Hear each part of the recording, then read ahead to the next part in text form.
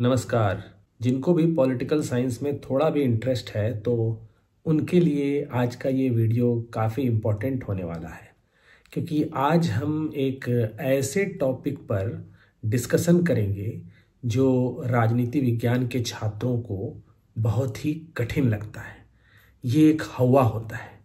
बहुत सारे स्टूडेंट को इस टॉपिक को समझने में बहुत सारी दिक्कतें आती हैं, यहाँ तक कि बहुत सारे टीचरों को ये टॉपिक समझाने में भी बहुत समस्या आती है। इसे कहते हैं पोस्ट मॉडर्निज्म, पोस्ट स्ट्रक्चरलिज्म। लेकिन आज हम इस विषय को बहुत ही आसान तरीके से समझने की कोशिश करेंगे।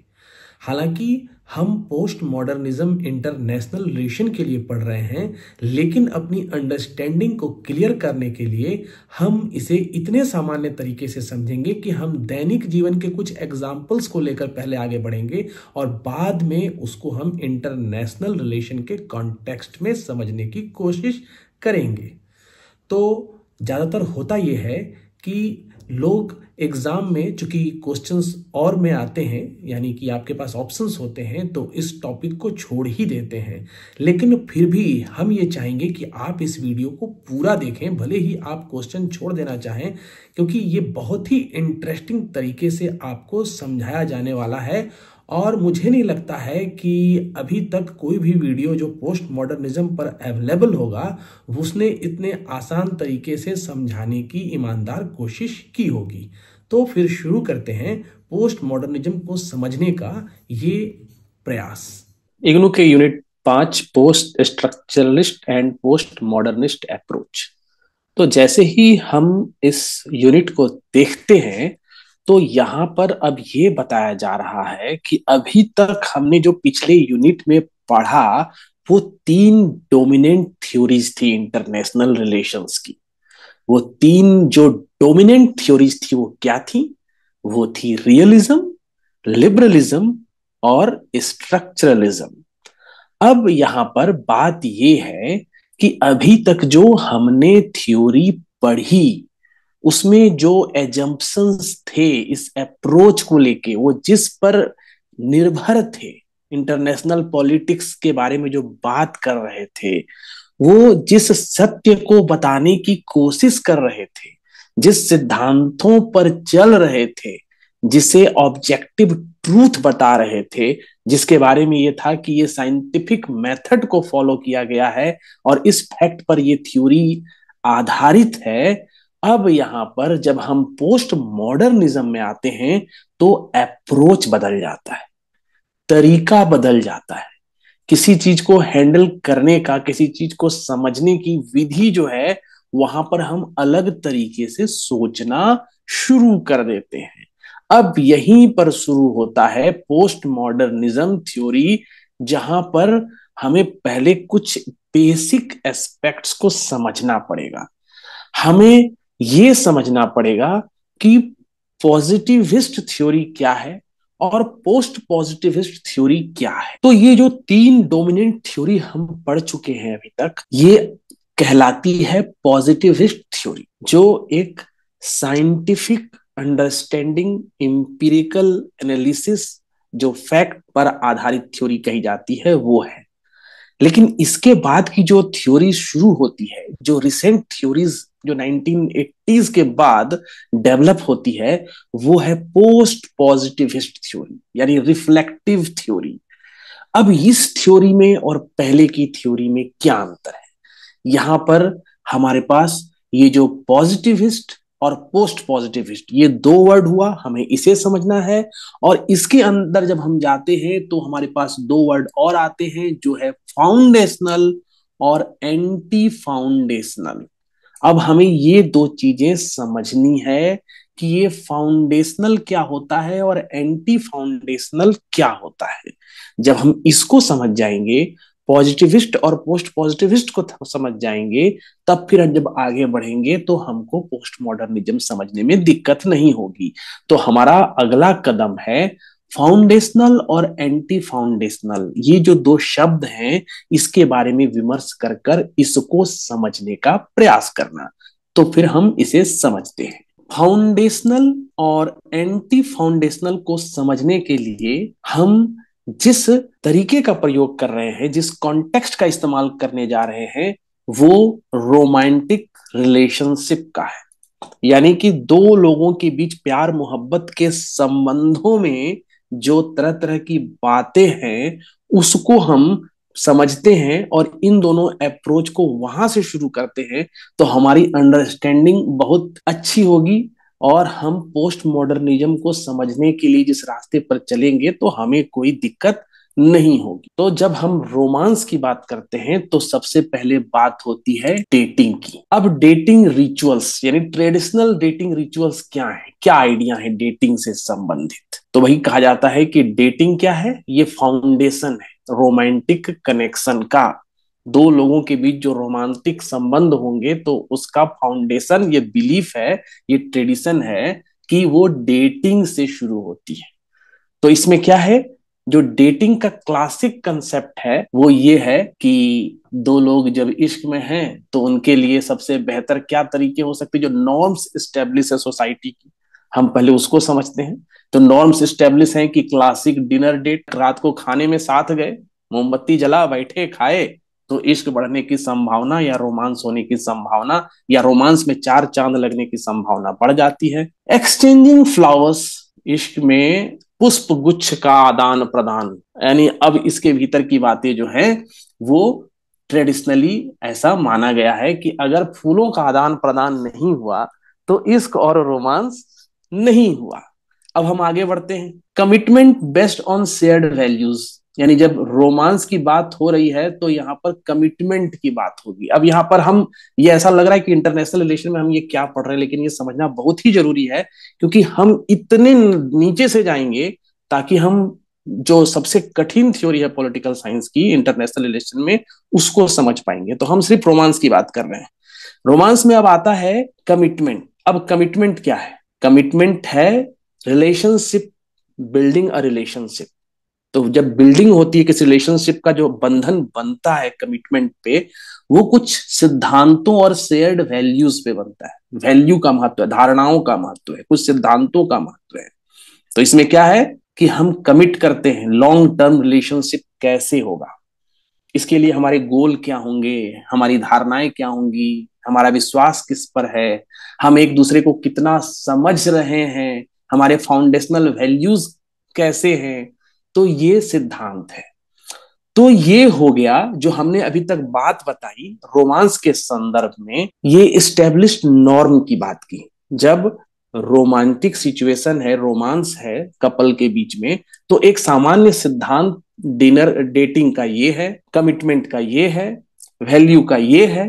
तो ये एक फाउंडेशनल अप्रोच है रोमांस को समझने का। अब हमारे पास दूसरा जो शब्द था एंटी फाउंडेशनल अप्रोच।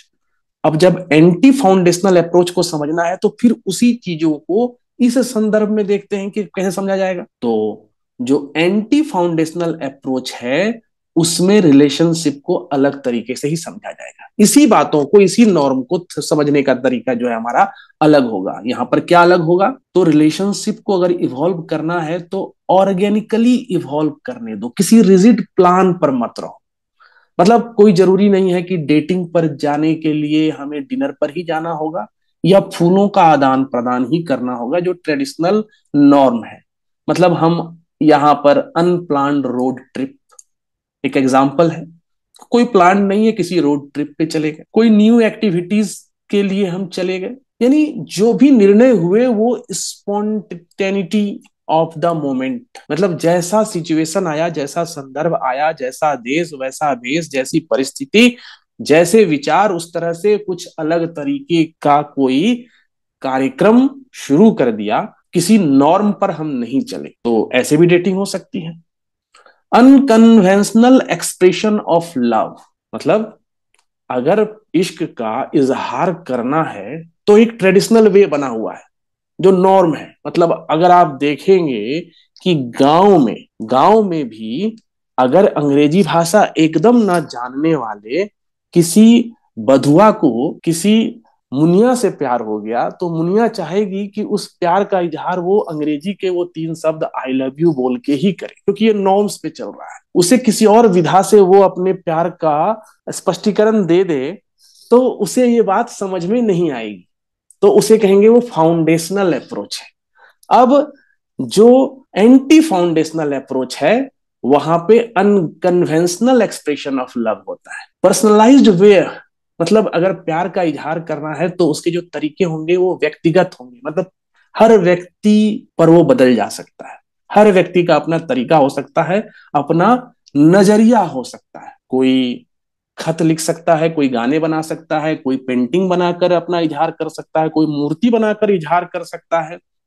दो लोगों की लेकिन इसमें अंडरस्टैंडिंग होनी चाहिए कि हमने जो कम्युनिकेट किया सामने वाले को भी समझ में आया। तो ये जो हमने बताया इससे ये समझ में आ गया कि जो फाउंडेशनल अप्रोच है वो ट्रेडिशनल एक जो नॉर्म स्थापित कर दिया गया है और बतलाया जा रहा है कि यही सत्य है, यही तरीका है, इसी के द्वारा यह लक्ष्य प्राप्त हो सकता है, इसी के द्वारा अगर इसी नॉर्म को फॉलो किया जाए तो यह एक्सप्रेस किया जा सकता है कि सही में वो रोमांस है। लेकिन एंटी फाउंडेशनल अप्रोच उनको नकारता है, वो किसी भी तरीके से व्यक्तिगत अंडरस्टैंडिंग के आधार पर अपनी अलग परिभाषा तय करते हुए अपने उस लक्ष्य को प्राप्त कर लेता है। तो ये हमने फाउंडेशनल और एंटी फाउंडेशनल अप्रोच को रोमांटिक रिलेशनशिप के कॉन्टेक्स्ट में समझा, तो हमारी अंडरस्टैंडिंग थोड़ी बनी इसके मामले में। अब हम इसी को थोड़ा और आगे बढ़कर और समझेंगे, तो और समझने के लिए इसको फिर रोमांटिक रिलेशनशिप में ही थोड़ा और आ समझते हैं। जैसे फाउंडेशनल अप्रोच, दो लोग रिलेशनशिप में हैं तो वो क्या करेंगे, रिलेशनशिप में माइलस्टोन, जैसे हम यात्रा करते हैं तो हम एक दूरी तय कर लेते हैं, तो हम आराम करते हैं, चाय पीते हैं, रेस्ट करते हैं कि हमने 100 किलोमीटर की दूरी तय कर। तो यहाँ पर फाउंडेशनल अप्रोच में अगर रोमांटिक रिलेशनशिप में हम समझेंगे तो हुआ क्या कि रिलेशनशिप है एक माइलस्टोन को सेलिब्रेट करने का नॉर्म है। मतलब अगर शादी हो गई है तो एनिवर्सरी को सेलिब्रेट किया जाएगा, ये एक माइलस्टोन है कि 1 साल हो गए हमारी शादी के। भाई अगर सेलिब्रेट नहीं किए तो मतलब लगेगा कि प्यार ही नहीं है। अगर आप आज शादी के बंधन में हैं और अगर आपने एनिवर्सरी नहीं मनाई तो आपका पार्टनर आपका जो है वो यही एक्सपेक्टेशन होगा कि अगर नहीं मनाई इसका मतलब प्यार मोहब्बत है ही नहीं, क्योंकि ये फाउंडेशनल अप्रोच है, ये नॉर्म्स है, ये सत्य की तरह एक इसने अपना अस्तित्व बना लिया है। अब एनिवर्सरी है तो गिफ्ट भी होंगे, रिचुअल्स भी होंगे, कुछ एक्सचेंज होगा, कुछ फ्लावर एक्सचेंज होगा, कुछ तरीके होंगे। उसके बाद फैमिली के एक्सपेक्टेशन, भाई रोमांटिक रिलेशनशिप में फैमिली के भी एक्सपेक्टेशंस रहते हैं, यानी ट्रेडिशनल फैमिली वैल्यूज, मतलब दो जो फैमिली है उनके अप्रूवल, रिलेशनशिप को बनाने में, डिसीजंस लेने में, कल्चर, इसका भी महत्व, तो वो ये भी एक नॉर्म की तरह चल रहा है। और उसके बाद है कि जो दो लोग मिलते हैं रोमांटिक रिलेशनशिप में आते हैं तो फिर जेंडर रोल भी डिफाइंड हो जाता है, ये भी एक नॉर्म और ट्रेडिशन है। जेंडर रोल का मतलब होता है कि एक पार्टनर जो है वो लीड करेगा, वो प्लानिंग करेगा, एक पार्टनर जो है वो हाउस होल्ड रिस्पॉन्सिबिलिटीज को मेंटेन करेगा, निभाएगा। ये हो गए फाउंडेशनल अप्रोच जो हम रोमांटिक रिलेशनशिप के संबंध में समझ रहे हैं। अब इसी को एंटी फाउंडेशनल अप्रोच से समझते हैं। तो एंटी फाउंडेशनल अप्रोच में क्या होगा, एंटी फाउंडेशनल अप्रोच यानी एक ऐसा अप्रोच जहां पर दो लोग अगर रोमांटिक रिलेशनशिप में है तो उनको माइलस्टोन सेलिब्रेट करने से मतलब नहीं है।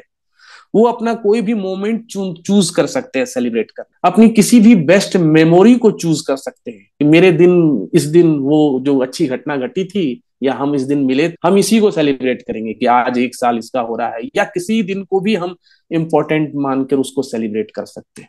मतलब कोई कैलेंडर सेलिब्रेट नहीं करते, बस वो मोमेंट सेलिब्रेट करते हैं, एक दूसरे की अंडरस्टैंडिंग के हिसाब से कोई डेट नहीं होता। तो ये हो गया एंटी फाउंडेशनल अप्रोच। यहां पर रिचुअल्स जो हैं वो भी ट्रेडिशनल की तरह इस अप्रोच में उसको महत्व नहीं दिए जाते। मतलब ये नहीं है कि जेंडर स्पेसिफिक रोल यहाँ पर डिसाइडेड किया गया है, यहाँ पर personal tradition, cooking a special meal together every month और क्रिएटिंग अ ज्वाइंट हॉबी, मतलब ज्वाइंट हॉबी का भी यहाँ पर हो सकता है कि भाई ये काम कोई जेंडर स्पेसिफिक नहीं, हम साथ मिलके करते हैं, ये काम हम कर लेंगे, जो काम जेंडर के साथ जिसको रिलेट कर दिया गया है वो कोई दूसरा भी कर सकता है, उसमें जेंडर का कोई महत्व नहीं है। और non traditional expression of love, यानी जो प्यार को जताने का तरीका है उसमें भी कोई ऐसा नहीं है कि ट्रेडिशनल जो वे है, जैसा हम मानते हैं कि पुष्प गुच्छ दिया या विशेष तरह से इजहार किया, वो सब तरीका नहीं रहता है।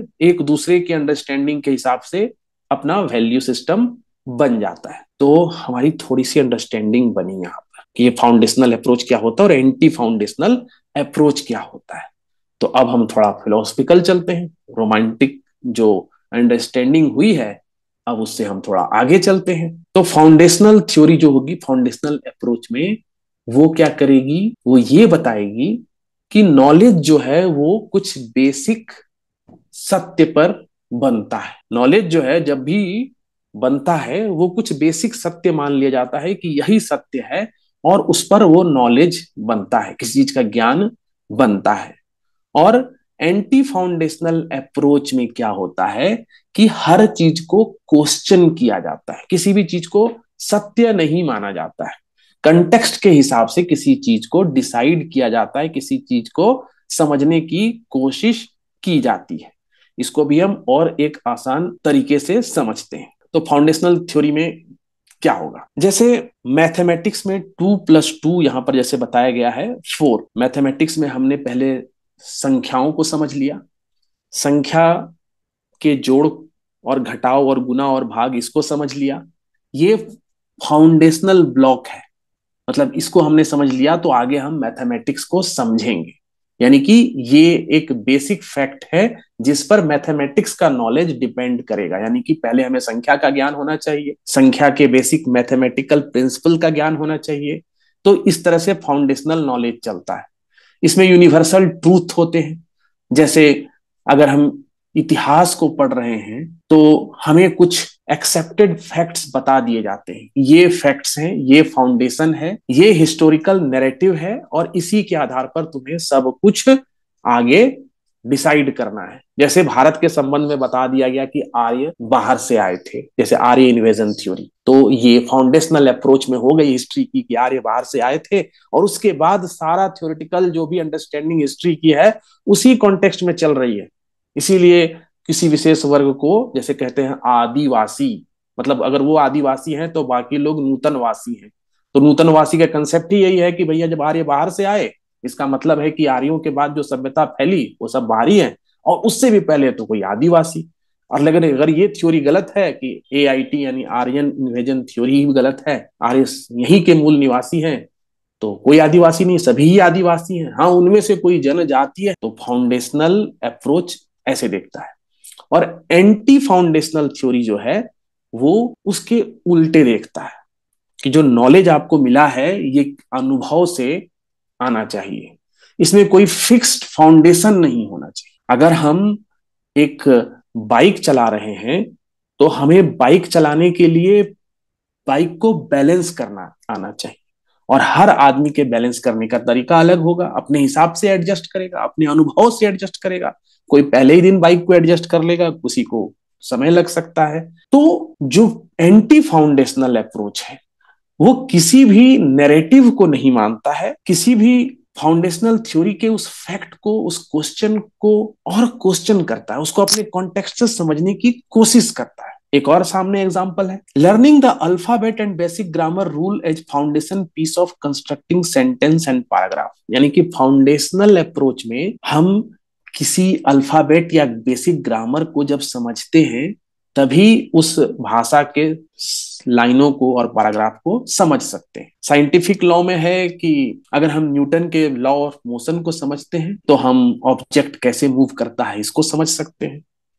एंटी फाउंडेशनल थ्योरी इसी बात को कहेगी कि knowledge is like exploring a forest, मतलब नॉलेज जंगल में घूमने की तरह है। आपको कोई एक मैप की जरूरत नहीं है, आप इधर से उधर घूमते जाओ, अलग अलग रास्ते पर चलते जाओ, जंगल का मजा लेते जाओ, और आपको जंगल का ज्ञान हो जाएगा। भाषा अगर सीखनी है तो उसको विशेष ग्रामर को सीखेंगे, विशेष अल्फाबेट को सीखेंगे। आप अगर उस भाषा बोलने वालों के बीच रहोगे, किसी भी शब्द से बोलने की शुरुआत करो, जैसे बच्चा सीखता है और वो उस भाषा का हो जाता है। अगर हमें आज चाइनीज भाषा या स्पेनिश भाषा सीखनी है तो हम अल्फाबेट सीखेंगे, हम ग्रामर सीखेंगे, फाउंडेशनल अप्रोच से चलेंगे। लेकिन एंटी फाउंडेशनल अप्रोच में अगर हम उस मस्तिष्क के हैं जहां हम दूसरे विचारों को ग्रहण कर सकते हैं, दूसरे भाषा को ग्रहण कर सकते हैं, तो हम एक बच्चे की तरह कुछ शब्दों से, कुछ बोलने से, कहीं पकड़कर उनके बीच रहते रहते उस भाषा के एक दिन एक्सपर्ट हो सकते हैं। एक जंगल में घूमने की तरह है, ऑब्जर्व करो, लर्न करो। यानी एंटी फाउंडेशनल अप्रोच और फाउंडेशनल अप्रोच का ये जो फर्क है ये हम समझ चुके हैं। यानी फाउंडेशनल थ्योरी क्या करती है कि एक solid basis of knowledge, belief और पार्टिकुलर डिसिप्लिन बनाती है, जहां पर एक सर्टेन फंडामेंटल ट्रूथ या सिद्धांत, प्रिंसिपल को स्टेब्लिश करती है। और एंटी फाउंडेशनल थ्योरी क्या करती है, reject the idea that there is a secure and unquestionable foundation for knowledge और बिलीफ। ये हुआ एंटी, वो रिजेक्ट करती है कि कोई भी सिक्योर और अनक्वेश्चनेबल फाउंडेशन हो सकता है। हर चीज को क्वेश्चन करो कि ऐसा ही क्यों करना है, हम दूसरे रास्ते भी चल सकते हैं, इसी तरीके से क्यों प्राप्त हो सकता है, ऐसा ही क्यों हो सकता है, क्या ऐसा नहीं हो सकता है कि जिसने ऐसा सोचा उसकी सोच में गड़बड़ी हो, या उसने जिसको साक्ष्य बनाया उस साक्ष्य में गड़बड़ी हो। तो एंटी फाउंडेशनल उस फाउंडेशन को ही क्वेश्चन करता है। ये समझना हमारे लिए बहुत जरूरी था।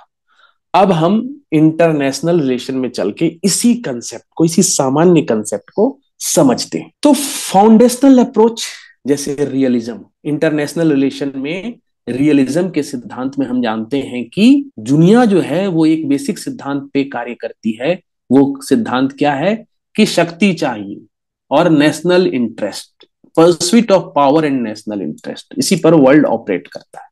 ये फाउंडेशनल अप्रोच है, रियलिज्म है। रियलिस्ट थ्योरी जैसे हैंस मॉर्गेंथ्यू ये भी देखते हैं कि state are primarily motivated by self interest, जैसा हमने पहले पढ़ा है। बैलेंस ऑफ पावर थ्योरी ये भी एक स्टेब्लिश्ड फाउंडेशनल अप्रोच है कि इंटरनेशनल रिलेशन की जो स्टेबिलिटी है उसका संबंध power is distributed among state in a balance manner. अगर बैलेंस मैनर में पावर डिस्ट्रीब्यूटेड है तो इंटरनेशनल सिस्टम में स्टेबिलिटी है। ये जो बैलेंस ऑफ पावर वाला अप्रोच था वो concert of Europe, Napoleonic war, ये सब डिस्कस किया गया था पहले। अब देखते हैं एंटी फाउंडेशनल अप्रोच कैसे देखेगा इसको। ये देखेगा कंस्ट्रक्टिविज्म इन इंटरनेशनल रिलेशन। क्या देखता है कि international relation are shaped by share ideas. या इंटरनेशनल रिलेशन सिर्फ पावर और नेशनल इंटरेस्ट से नहीं बनते, share ideas, norms, identities rather than fixed universal principle. कोई फिक्स्ड यूनिवर्सल प्रिंसिपल नहीं है। जो शेयर्ड आइडियाज, आइडेंटिटीज, जैसे कि ये कहते हैं कि स्टेट का बिहेवियर जो है वो इन्फ्लुएंस होता है इंटरनेशनल नॉर्म्स से। क्या अंतरराष्ट्रीय नॉर्म्स है, प्रथाएं हैं, ग्लोबल गवर्नेंस एंड कॉपरेशन। तो ये जो इस थ्योरी के लोग हैं वो फाउंडेशनल अप्रोच को क्वेश्चन करते हैं कि कोलैबोरेशन होगा, कॉपरेशन होगा स्टेट के बीच में, तो इससे क्या है कि बहुत ही अच्छे तरीके से ग्लोबल गवर्नेंस हो सकता है। कॉपरेशन युद्ध की स्थितियों को भी कम करता है। इंटरनेशनल ऑर्गेनाइजेशन जैसे यूनाइटेड नेशन है, ग्लोबल इश्यू को टैकल करने में काफी महत्वपूर्ण भूमिका निभाता है, क्योंकि यहाँ पर क्या होते हैं, कलेक्टिव डिसीजन मेकिंग होती है, कॉपरेशन होता है। तो ये हमने एंटी फाउंडेशनल अप्रोच देखा। अब एंटी फाउंडेशनल अप्रोच से हम जब आगे बढ़ेंगे तो अब हम पोस्ट पॉजिटिविज्म की तरफ जाएंगे। दूसरा टर्म हमारा था पॉजिटिविस्ट अप्रोच और पोस्ट पॉजिटिविस्ट अप्रोच। अब इस दो टर्म की अंडरस्टैंडिंग हमें क्लियर करनी है, तब हम स्टेप बाय स्टेप आगे बढ़ेंगे तो हमें पोस्ट मॉडर्निज्म बहुत अच्छे से समझ में आएगा।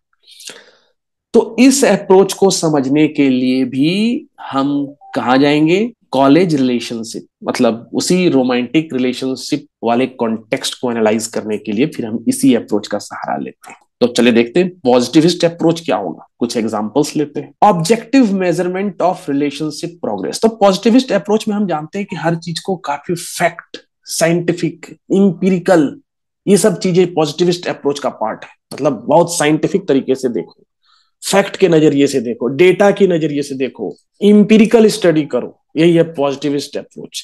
रोमांटिक रिलेशनशिप है तो वहां भी पॉजिटिविस्ट अप्रोच लगाना है, तो कैसे देखे जाएंगे? वही बहुत अच्छा रिलेशनशिप है, तो कैसे देखा जाएगा उस रिलेशनशिप को? पॉजिटिविस्ट अप्रोच से हर चीज को मेजर कर सकते हैं कि नहीं। अच्छा, अच्छा रिलेशनशिप है, कै साल से चल रहा है? अच्छा, अच्छा रिलेशनशिप है, कै बार डेटिंग में गए? अच्छा, अच्छा रिलेशनशिप है, पिक्चर कै बार देखे? अच्छा, अच्छा रिलेशनशिप है, एक दिन में कै घंटा बात करते हैं? हर चीज काउंटेबल जब हो गया, हर चीज डेटा बना सकते हैं, तो ये हो गया पॉजिटिविस्ट अप्रोच। हर चीज को हम कुछ डेटा असाइन कर सकते हैं कि नहीं कर सकते? क्वांटिटी का महत्व है भाई। कमिटमेंट कितना है? कमिटमेंट है तो उसका डिस्प्ले है कि नहीं है, उसको हम कैसे देखें? अच्छा, सोशल मीडिया पे पोस्ट किया कि नहीं? अच्छा, सोशल मीडिया पर कितने फोटो आपने पोस्ट किए? अच्छा, जो पोस्ट किए हैं तो उसके बारे में कितने बार उसने चर्चा की है?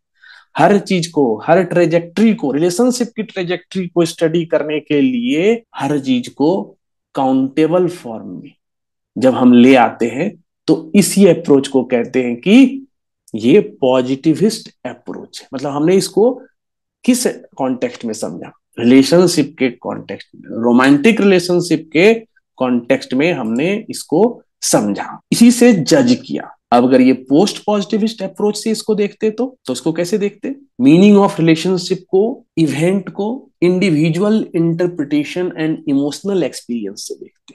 वहां पर ये नहीं देखते कि ठीक है किसी चीज का काउंटिंग, कि ये कितने साल से है, कितनी बार है, कैसा हो रहा है, कितने फोटो पोस्ट किए।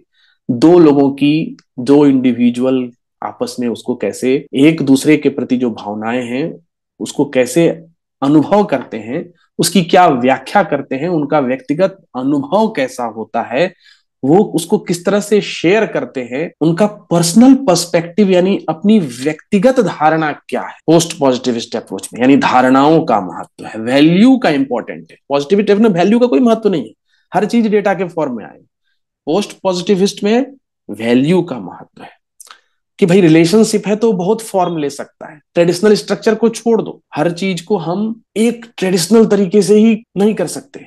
वहां पर हर चीज को क्वांटिटेटिवली मेजर करते हैं, यहाँ क्वालिटेटिवली मेजर करते हैं कि अगर उन्होंने साथ में साल में 5 दिन बिताया तो 5 दिन की क्वालिटी कैसी थी। क्वालिटी और क्वांटिटी, अगर वो रोज 2 घंटे बात करते हैं या रोज 2 ही मिनट बात करते हैं तो क्वालिटी अलग हो सकती। तो यहाँ पर क्वालिटी का महत्व होगा। Open honest conversation, feeling, desire, aspiration, जो भी धारणाएं हैं, जो वैल्यू है, उनका महत्व होगा। तो थोड़ा अंडरस्टैंडिंग तो बन गया कि पॉजिटिविस्ट अप्रोच और पोस्ट पॉजिटिविस्ट अप्रोच। तो इसको तो हमने सामान्य समझने के लिए उस संदर्भ में समझा। अब इसको अगर हम थोड़ा टेक्निकल एस्पेक्ट्स में देखें तो post positivism refer to a theoretical perspective that emerged as a response and critique of positivism. Response है और आलोचना है पॉजिटिविज्म की, फिलॉसफी में, सोशल साइंस में और रिसर्च मेथडोलॉजी में। अब positivism emphasised an objective and scientific approach. मैंने पॉजिटिविज्म में हमने देखा खाली साइंटिफिक अप्रोच लगाएगा, डेटा, फैक्ट्स, किसी भी चीज को अंडरस्टैंड करने के लिए, यानी कि व्यक्तिगत संबंधों को समझना हो या पूरे विश्व की व्यवस्था को समझना हो तो वही अप्रोच लगाएगा। हम उस सामान्य तरीके से उसको विशेष तरीके में ले जाकर समझ सकते हैं। पोस्ट पॉजिटिविज्म क्या करेगा? एक इंटरप्रेटिव व्यू। इंटरप्रेटिव व्यू का मतलब जैसे हमने देखा कि क्वालिटेटिव एनालिसिस करेगा, क्वांटिटेटिव नहीं करेगा। Post positivism challenge the positivist idea that objective and absolute truth can be obtained through empirical observation. मतलब ये कहता है, चैलेंज करता है कि सत्य सिर्फ इंपीरिकल ऑब्जर्वेशन का मतलब सिर्फ डेटा एनालिसिस से सत्य का पता नहीं चल सकता। दो लोगों में प्यार है कि नहीं वो सिर्फ इस बात से पता नहीं चल सकता कि वो साल में 365 दिन में 300 दिन साथ रहते हैं या 30 दिन साथ घूमते हैं। उसके अंदर की वैल्यू क्या है, धारणा क्या है, इमोशन का लेवल क्या है, उसको पॉजिटिविस्ट अप्रोच वाले कभी स्टडी नहीं कर सकते। वो बस मेजर करने वाली चीजों का अध्ययन कर सकते हैं कि घंटे कितने बिताए गए, वक्त कितना बिताया गया, घूमने कितनी बार गए, फोटो कितनी बार शेयर किए, लेकिन वो उन वैल्यूज और धारणाओं को नहीं समझ सकते। अगर रोमांटिक कॉन्टेक्स्ट में समझे तो वर्ल्ड के एस्पेक्ट्स में भी ऐसा ही होगा। Post positivist recognize the influence of the researcher subjective perspective, यानी कि जो रिसर्च करने वाला है उसकी अपनी धारणा क्या है रिसर्च करते वक्त, उसके बारे में, उसका महत्व, उसकी सामाजिक परिस्थिति में है, किस कल्चरल कॉन्टेक्स्ट में है, उसकी अपनी इंडिविजुअल बायस क्या है, वो कैसे इंपैक्ट करेंगे, इन सब का महत्व पोस्ट पॉजिटिविस्ट अप्रोच में रहता है। यानी कि पोस्ट पॉजिटिविस्ट अप्रोच जो है वो एक ओवर सिंप्लीफाइड तरीका है किसी चीज को समझने का, किसी फेनोमेना को समझने का, कि किसी भी घटना के होने के बहुत सारे कारण हो सकते हैं और बहुत सारे फैक्टर्स हो सकते हैं जिससे कि रिजल्ट जो है वो प्रभावित होता है। तो अब हम इन दो जो वर्ड पहले आए उनको और उसके बाद जो आए इनको हम काफी आसान भाषा में समझ चुके हैं। तो अब हम आगे बढ़ेंगे तो हमारा काम थोड़ा आसान हो जाएगा। तो अभी तक हमने जो फाउंडेशनल अप्रोच देखे, एंटी फाउंडेशनल अप्रोच देखे और पॉजिटिविस्ट अप्रोच और पोस्ट पॉजिटिविस्ट अप्रोच को समझा, तो इसमें जो एंटी फाउंडेशनल थ्योरी है या अप्रोच है और पोस्ट पॉजिटिविस्ट अप्रोच है, इसी अप्रोच के अंतर्गत पोस्ट मॉडर्निज्म भी आता है। तो अब हम पोस्ट मॉडर्निज्म को समझेंगे। अब हम आगे बढ़ते हुए पोस्ट मॉडर्निज्म को बहुत ही सिंपल लैंग्वेज में समझने की कोशिश करेंगे। तो ये क्या है? इंटेलेक्चुअल एंड कल्चरल मूवमेंट जो क्या करता है, traditional way of thinking and looking at the world, इसको क्वेश्चन करता है और चैलेंजेस करता है। तो हमने अभी जो पहले foundational, anti foundational, positivist, post positivist वो जो देखा, वो जो सामान्य सामान्य उदाहरण समझाए, उसमें क्या हो रहा था, उसमें जो ट्रेडिशनल वे ऑफ थिंकिंग था हम रोमांस के संबंध में समझा रहे थे ताकि काफी आसानी से समझ में आ जाए। और वहां पर हमने देखा कि कैसे उसने ट्रेडिशनल वे ऑफ थिंकिंग और लुकिंग को जो है क्वेश्चन किया और चैलेंज किया। लेकिन हम इंटरनेशनल रिलेशन की बात कर रहे हैं, तो जो ट्रेडिशनल वे ऑफ थिंकिंग है, लुकिंग है, वहां रोमांस के संदर्भ में था, यहाँ दुनिया के संबंध में है, यहाँ इंटरनेशनल रिलेशन के संबंध में है। आर्ट के क्षेत्र में आर्ट को देखने का तरीका हो सकता है, पेंटिंग के क्षेत्र में पेंटिंग को बनाने का तरीका हो सकता है। सब ट्रेडिशनल वे को क्या करेंगे, क्वेश्चन करेंगे, चैलेंज करेंगे। तो यहाँ यही करते हैं। It emerged in the mid 20th century as a reaction to modernism. Reaction, modernism के रिएक्शन में, which emphasised things like absolute truth, मतलब भाई यही सत्य है, एब्सोल्यूट है। यहाँ पर एक शब्द आता है ग्रैंड नैरेटिव, इसको भी हम बढ़िया रोमांटिक वाले एग्जांपल से समझेंगे, अभी थोड़ा वेट करें। And clear distinction between art forms, तो ये हमने देखा। तो जो फ्यू की ideas associated with post modernism है वो देखते हैं। पोस्ट मॉडर्निज्म क्या कहता है? पोस्ट मॉडर्निज्म कहता है नो ग्रैंड ट्रूथ, कोई भी बहुत बड़ा मतलब ऐसा सत्य नहीं है कि महान सत्य जिसको हम मान के चलने की ऐसा ही होता है और यही हमें जो बताया गया यही सत्य है, नहीं, उसको क्वेश्चन करेंगे। कोई भी थ्योरी हो, कोई भी सिद्धांत हो, कोई भी फिलॉसफी हो, कोई भी दर्शन हो, हम जो एस्टेब्लिश्ड है उसको क्वेश्चन करेंगे। No grand truth. Post modernism doesn't believe in one big absolute truth that applies to everyone, ऐसा कोई सत्य नहीं हो सकता जो सब पर एक साथ एक समान लागू हो। It suggest that what we consider truth, जिसको हम सत्य मान रहे हैं, ये तो किसी का पर्सपेक्टिव होगा, किसी ने अपने तरीके से अनुभव किया होगा, कल्चरल बैकग्राउंड्स होगा। हमारे लिए भगवान सत्य है, किसी विशेष देश में कुछ और ही रिलीजन चला, वहां पर कुछ और ही सत्य है। जब ग्लोबलाइजेशन है, पूरी दुनिया में फैल चुका है, तो हर जगह हर तरह के सत्य को मानने वाले लोग हैं। किसी दूसरे देश में कुछ और सत्य है, अलग अलग समुदाय, अलग अलग रिलीजन में सत्य की परिभाषा, आध्यात्मिक सत्य की अलग अलग है। ग्रैंड नैरेटिव है, क्वेश्चन कर। Rejecting certainty instead of being certain, certain होने पे सर्टेन कि भाई यही होना चाहिए, इसी में पूर्णता है, इसको नकारना। हर चीज को, ये सर्टेनिटी को हम नहीं मानेंगे कि हम इसको अलग तरीके से भी समझ सकते हैं, डिफरेंट वे से भी समझ सकते हैं। It question the notion that there only one correct way of to understand something. ये लाइन बहुत इंपॉर्टेंट है। पोस्ट मॉडर्निज्म में हम ये नहीं मानते हैं कि किसी भी चीज को समझने का सिर्फ एक ही करेक्ट वे हो सकता है, और भी रास्ते हो सकते हैं। आपने समझा, हम भी समझ सकते हैं। आपका समझने का तरीका, आपका रास्ता कुछ अलग होगा, हमारा रास्ता कुछ अलग होगा, और शायद हम जिस रिजल्ट पे पहुंचे वो भी अलग हो, तो रिजेक्ट करो। ब्रेकिंग डाउन बाउंड्रीज, तो पोस्ट मॉडर्निज्म चैलेंज करता है strict boundaries between different fields, genre और कैटेगरीज। मतलब बाउंड्रीज में बांध दिया जाता है, उसको चैलेंज करता है। मिक्सिंग होनी चाहिए, आइडिया, स्टाइल, पर्सपेक्टिव। जैसे कहते हैं कि म्यूजिक में पोस्ट मॉडर्निज्म आएगा तो क्या होगा, ये फोक म्यूजिक है, ये पॉप म्यूजिक है, जब दोनों की ब्लेंडिंग होगी तो पोस्ट मॉडर्न। बाउंड्री को खत्म करो।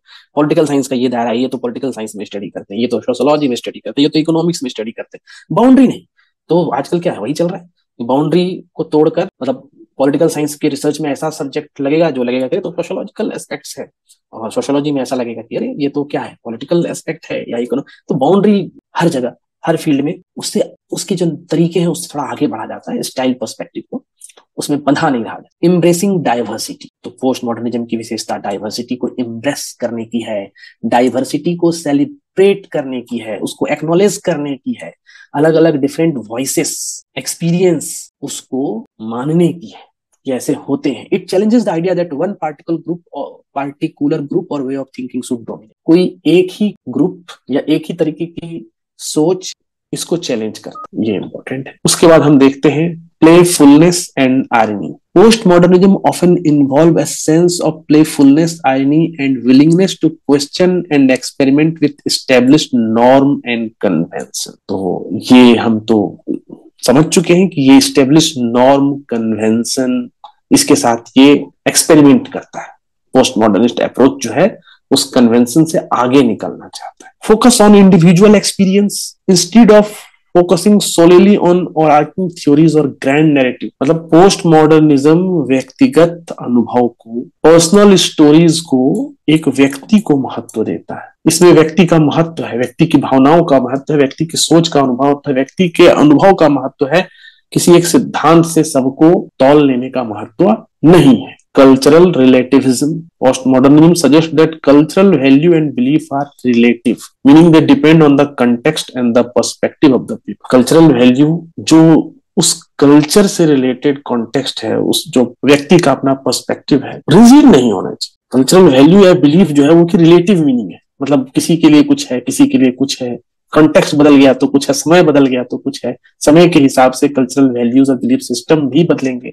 ये पोस्ट मॉडर्निज्म अप्रोच है। सो उसी बात को कहता है कि post modernism is a broad and diverse movement है। मूवमेंट इसलिए कहा गया क्योंकि एक फील्ड में नहीं है। पोस्ट मॉडर्निज्म इंटरनेशनल रिलेशन में है, रोमांटिक रिलेशनशिप को हमने एग्जाम्पल के तौर पे देखा, आर्ट में है, पेंटिंग में है, पोइट्री में है। तो ये मूवमेंट है, various field, art, literature, philosophy, social science. अब देखिए मेटा नैरेटिव। मेटा नैरेटिव क्या होता है, ऊपर बात आई। और grand narrative is a big overarching story or idea that tries to explain and make sense of the world. एक ऐसा नैरेटिव जो पूरे विश्व को एक बड़ा सत्य के रूप में, एक थ्योरी के रूप में, भाई यही होता है। लाइक मास्टर नैरेटिव जो seek to provide a कम्प्रिहेंसिंग।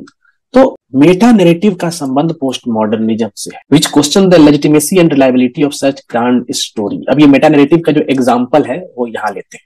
Examples of meta narrative क्या है? The idea that human history is moving inevitably toward improvement and advancement in areas such as science, technology and morality. एक grand narrative है, मान के चलें कि हमारा जो इतिहास है वो हमेशा आगे बढ़ रहा है, एडवांस कर जो है, हमारे जो एडवांसमेंट है वो साइंस में, टेक्नोलॉजी में, मोरालिटी में हो रहा है।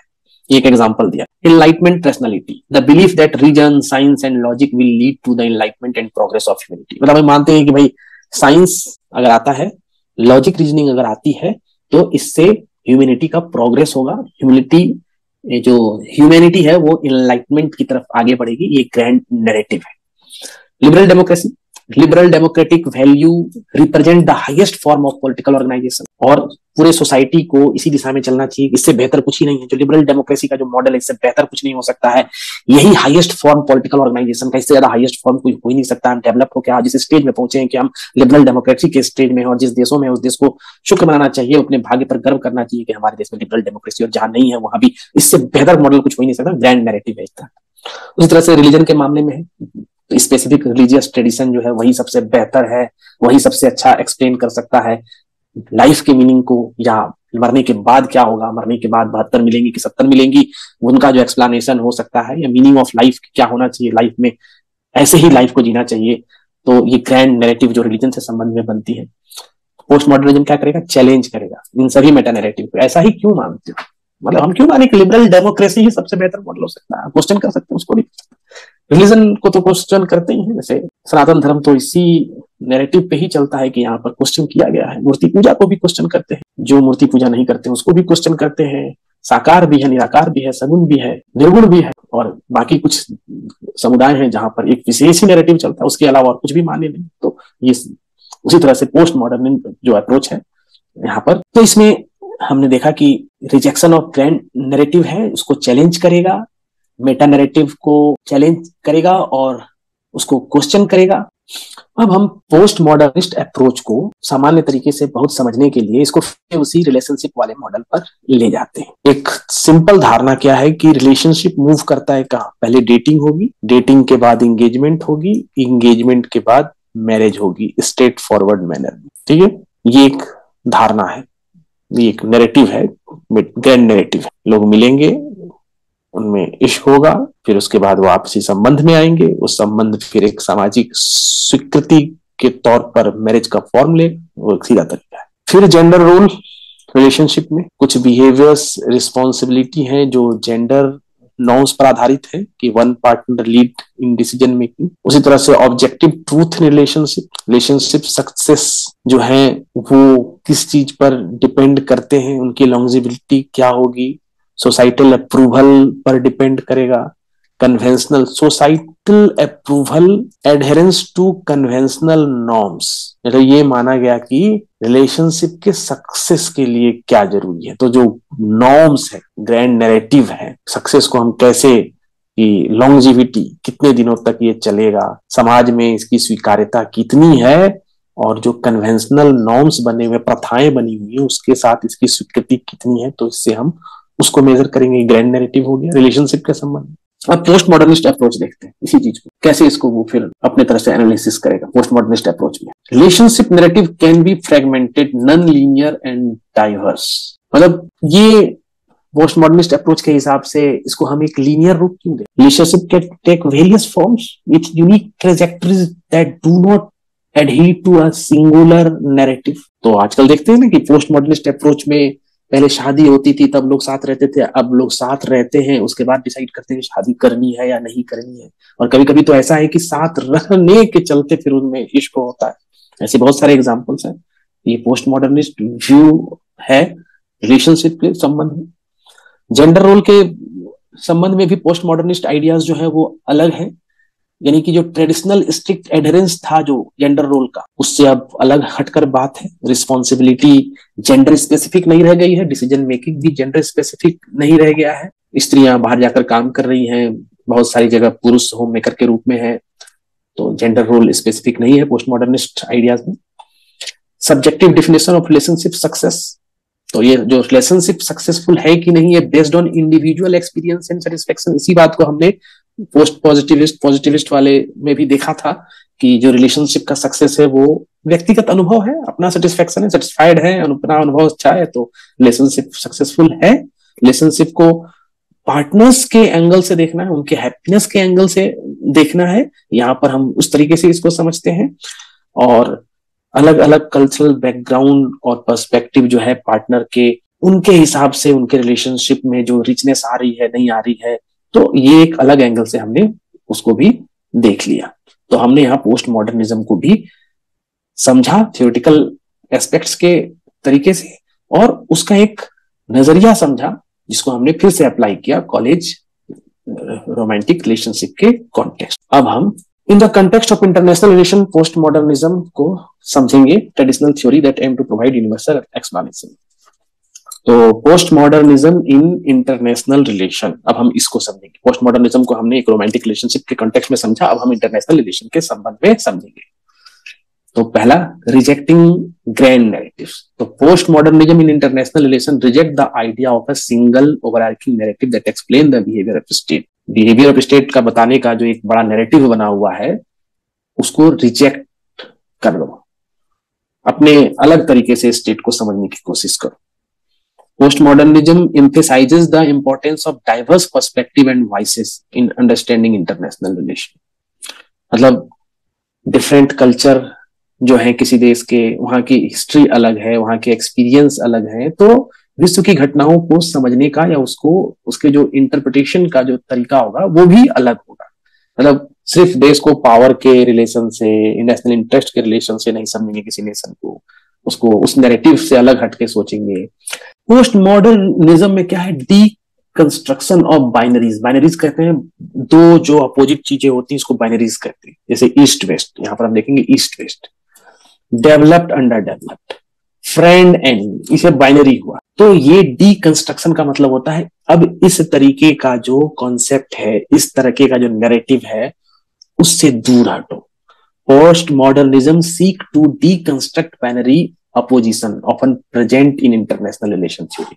तो अभी तक हमने देखा कि इंटरनेशनल रिलेशन थ्योरी हमेशा इन्हीं एंगल के आसपास चलती थी, east west, developed under developed, friend country, enemy country, friend nation, enemy nation.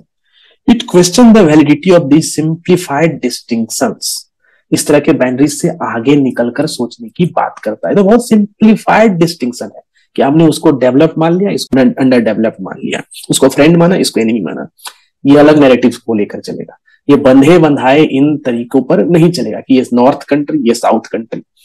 Identity and differences, तो post modernism examine how identity and differences influence international relations। मतलब एक आइडेंटिटी जो होती है, जैसे कल्चरल आइडेंटिटी होती है, तो कल्चरल आइडेंटिटी की जो कॉम्प्लेक्सिटीज होती है वो इंटरनेशनल रिलेशन को कैसे प्रभावित करती है। जो कल्चरल डिफरेंस है, आइडेंटिटी डिफरेंस है, वो कैसे प्रभावित करता है, या दो कंट्री या दो नेशन में कल्चरल जो है वो उनकी जो समानताएं हैं तो उससे क्या फर्क पड़ेगा। इस कॉम्प्लेक्सिटीज को ग्लोबल एरिना में इसको वो समझता है, इसको लेकर आगे बढ़ता है। Post modernism highlights the importance of non state actors. Post modernism में हाईलाइट करते हैं नॉन स्टेट एक्टर्स के इंपॉर्टेंस को, जैसे मल्टीनेशनल कॉर्पोरेशन हो गए, एनजीओ हो गए, सोशल मूवमेंट हो गए। ये इंटरनेशनल रिलेशन को एक शेप देते हैं, ये चैलेंज करते हैं state centric focus of traditional theories को। तो आज हम इसका इंपॉर्टेंस काफी देखते हैं। Post modernism direct attention to everyday practice, discourse and local action that contribute to the construction of global politics. Ordinary and mundane, मतलब सामान्य बातों को भी महत्व देना, जो रोज के घटनाक्रम है उसका भी कंट्रीब्यूशन होता है ग्लोबल पॉलिटिक्स में, उसका भी महत्व होता है।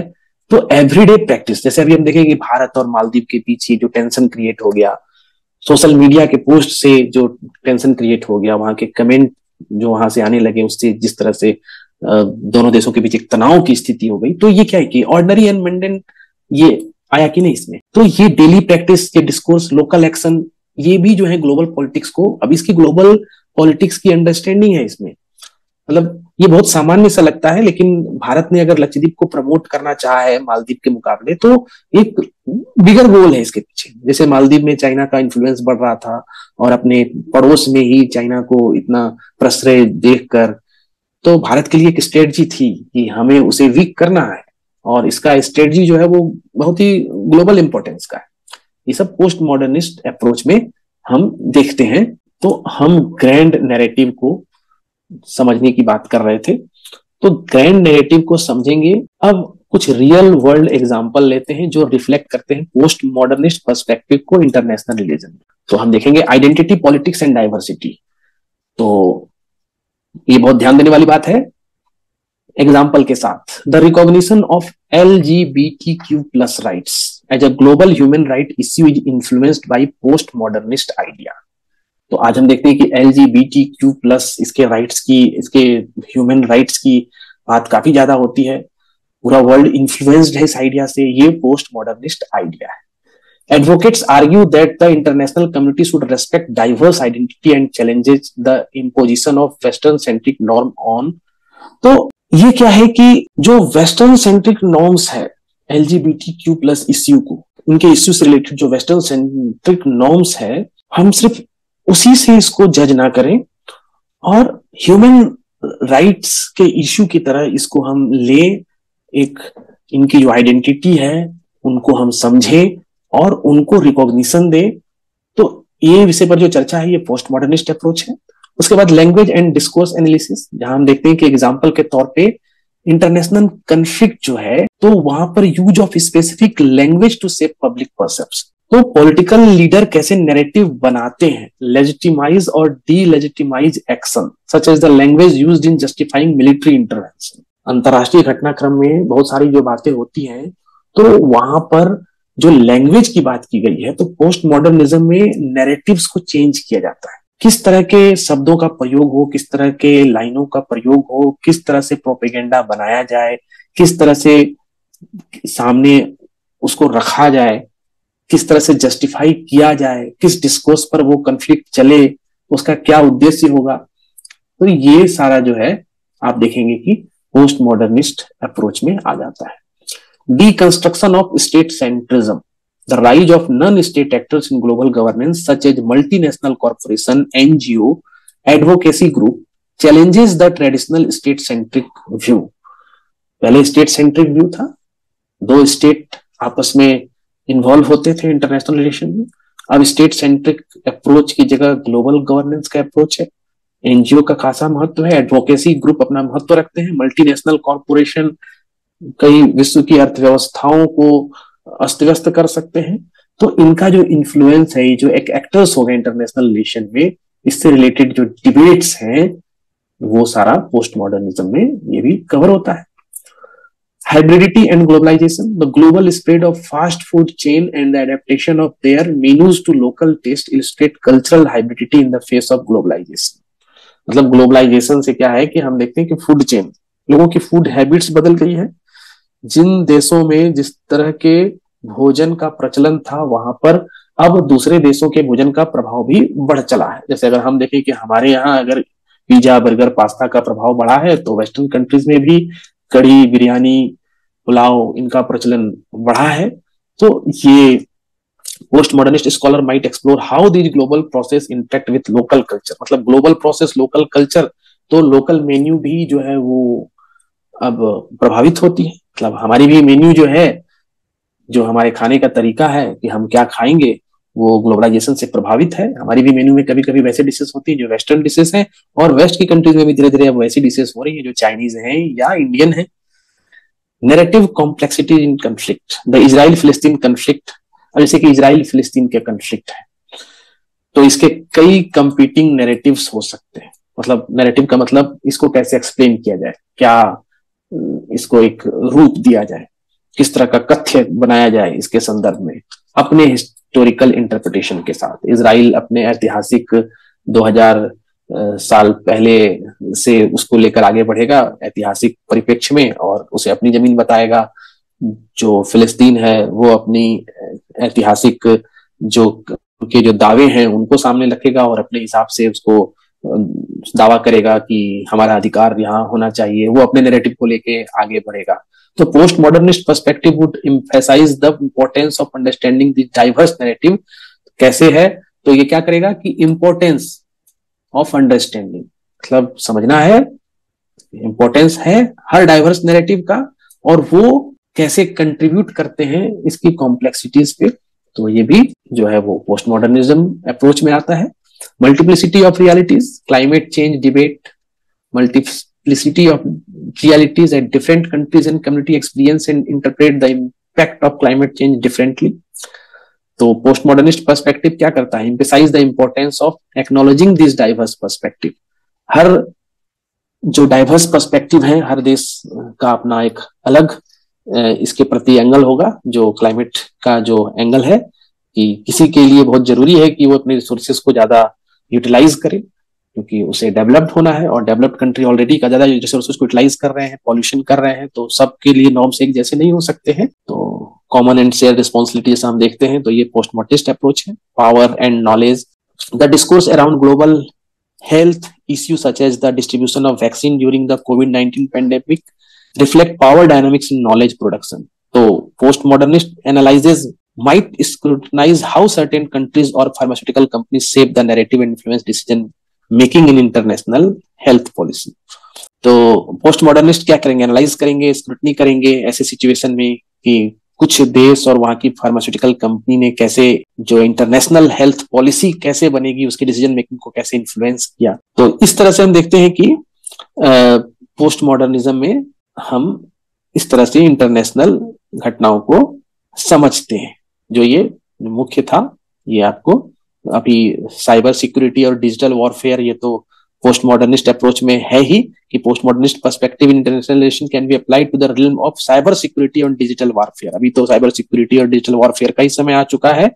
The borderless nature of cyber threat, cyber threat borderless nature, मतलब हमारे बॉर्डर पाकिस्तान के साथ है, चाइना के साथ है, लेकिन हम पे साइबर अटैक हो सकता है, सीरिया से भी हो सकता है, चिली से भी हो सकता है।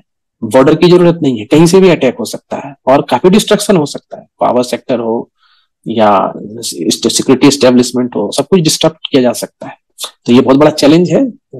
तो इसके रिलेटेड जो एस्पेक्ट्स हैं वो पोस्ट मॉडर्निस्ट अप्रोच में आएगा। इंडिजीनियस राइट मूवमेंट्स है, इंडिजीनियस राइट मूवमेंट्स हर देश में कहीं ना कहीं है जो वर्ल्ड को एक चैलेंज देता है लैंड ऑनरशिप, कल्चरल प्रिजर्वेशन के लिए। तो पोस्ट मॉडर्निस्ट एनालाइज करते हैं how these movements contest established power structure, establish power structure को कैसे कंटेस्ट करते हैं, उससे कैसे सामना करते हैं उसका, इससे ग्लोबल जस्टिस के लिए क्या हो सकता है। पब्लिक डिप्लोमेसी है, सॉफ्ट पावर, सॉफ्ट पावर की बात हम करते रहेंगे इंटरनेशनल रिलेशन में आगे चलकर। तो ये cultural exchange, educational program, media campaign, ये सॉफ्ट पावर होता है किसी नेशन का। जो कल्चरल एस्पेक्ट है, वहां के जो कल्चर डोमिनेट करते हैं, वहां की यूनिवर्सिटी डोमिनेट करती है, वहां की रिसर्च, वहां का एजुकेशन, वहां का मीडिया जब डोमिनेट करता है, ये सब सॉफ्ट पावर है। इसकी जो कॉम्प्लेक्सिटीज है ये भी हम पोस्ट मॉडर्निज्म में देखते हैं। तो आगे हम इसमें देरिदा को समझ सकते हैं। जब हम पोस्ट मॉडर्निस्ट थ्योरी की बात करते हैं, पोस्ट स्ट्रक्चरलिस्ट की थ्योरी की बात करते हैं, तो एक नाम आता है जैक्स देरिदा। तो इनकी एक थ्योरी है डीकंस्ट्रक्शन, एक फिलोसफिकल अप्रोच है जो traditional structure and hierarchical binaries जो है, डीकंस्ट्रक्शन क्या है उसको हम समझते हैं। जो देरिदा की पोस्ट मॉडर्निज्म, पोस्ट स्ट्रक्चरलिज्म की जो थ्योरी है उसको समझने के लिए हमें डीकंस्ट्रक्शन समझना पड़ेगा। तो डीकंस्ट्रक्शन समझते हैं। अगर हम देरिदा को समझना चाहते हैं तो मान लीजिए एक नैरेटिव है, the man as the hero and the woman as the nurturer. तो ये एक नैरेटिव है। अब पोस्ट मॉडर्निस्ट एनालिसिस चैलेंज करेगा, challenges these roles acknowledging that both partners can be hero। भाई ऐसा क्यों मानते हो कि मेल ही हीरो है? बोथ पार्टनर हीरो हो सकते हैं या बोथ पार्टनर नर्चरर्स हो सकते हैं, एंड एवरीथिंग इन बिटवीन भी हो सकते हैं रिगार्डलेस ऑफ जेंडर। ये देरिदा का डीकंस्ट्रक्शन, मतलब डीकंस्ट्रक्ट करो, मतलब उसने तो ये सिद्धांत दिया है कंस्ट्रक्ट करके, लेकिन हम उसको तोड़ते हैं और उसके बाद इसको ऐसे और समझने की कोशिश करते हैं। तो ये जो पहले हमने समझा ठीक उसी तरह से देरिदा को भी समझेंगे तो यही बातें आती हैं। क्योंकि इसको हम डिटेल में जा रहे हैं तो उसको भी डिस्कस कर ले रहे हैं कुछ एग्जांपल के साथ। Dating, engagement, marriage linear assumption है, मतलब व्यक्ति की जिंदगी में ऐसे ही होता है, डेटिंग होता है, फिर एंगेजमेंट होता है, फिर मैरिज होता है। इसको डिकंस्ट्रक्ट कैसे करेंगे? Destruct the linear narrative, consider alternative relationship and question why marriage is often seen as the ultimate goal. क्यों मैरिज ही क्या अल्टीमेट गोल है? मतलब ऐसा भी तो हो सकता है कि dating, engagement no goal, engagement no goal. इसको भी हमने पहले देखा। There is one universal love story, अगर ये एक नैरेटिव है तो इसको डिकंस्ट्रक्ट कैसे किया गया? Explore the idea that every couples love story is unique and shaped by their individual experience, cultural background and personal histories. Derrida's primary method is deconstruction, which involves closely analyzing text to identify and challenges binary opposition। मतलब उसको वो समझता है और challenge करता है। तो grand narrative में जैसे हम देखेंगे कि एक नैरेटिव है, happily ever after is achieved through finding a perfect partner and overcoming obstacle together. मतलब जो खुश वही है जिसने एक अच्छा पार्टनर मिल गया और उसके बाद दोनों मिलकर सारे बाधाओं को दूर कर लेते हैं।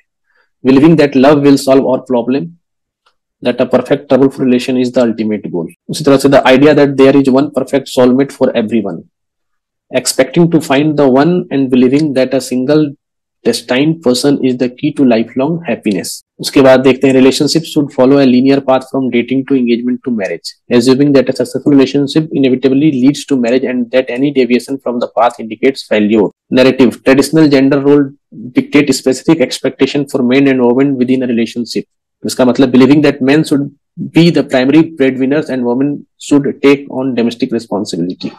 ये सब नैरेटिव हो गए। Love has the power to overcome any obstacle और डिफरेंसेस, मतलब believing that love alone is enough to navigate significant cultural, religious और पर्सनल डिफरेंसेस। अब ये जो नैरेटिव हो गए तो इसको हम डिकंस्ट्रक्ट कर सकते हैं हर नैरेटिव को। तो इस तरह से हमने सामान्य तरीके से पोस्ट मॉडर्निज्म क्या है उसको समझा, पोस्ट मॉडर्निज्म के बारे में जाना, और पोस्ट मॉडर्निज्म को समझने के बाद हम इसी वीडियो के बाद इसको खत्म करते हैं और जो प्रश्न है इस यूनिट में उसके आंसर अंग्रेजी और हिंदी में प्रश्नों के साथ लिंक कमेंट बॉक्स में दे दिए जाएंगे।